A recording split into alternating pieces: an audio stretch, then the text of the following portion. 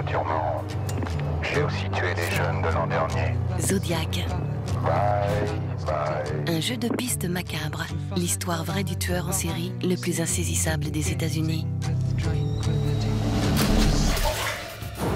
The Game. Appelle ce numéro, pourquoi? Ils te mettent du piment dans la vie. Un jeu de rôle qui dérape.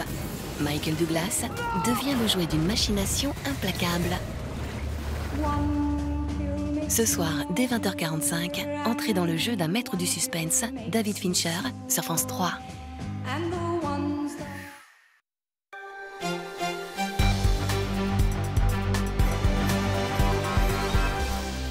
Bienvenue dans le 12-13 de ce jeudi. Bonjour à tous. Voici nos titres.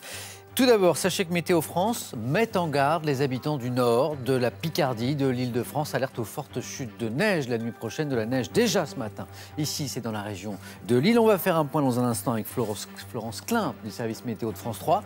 Et puis une importante page sur le froid et la neige dans votre magazine Météo à la carte. C'est juste après ce journal.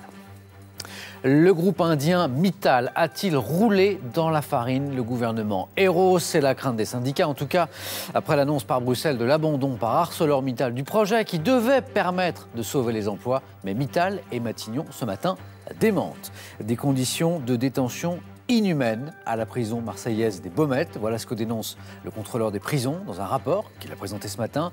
Jean-Marie Delarue a même déclenché, vous le verrez, une procédure d'urgence rarissime.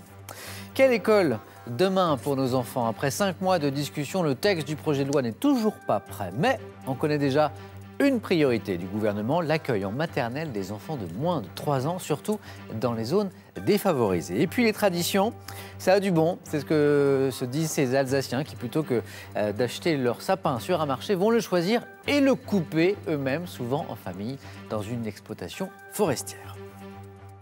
On verra ça tout à l'heure. Tous ces titres, nous allons les développer dans un instant. Mais d'abord, cet incendie meurtrier en Bretagne, à Plouescat, dans le Finistère. Les corps de 4 personnes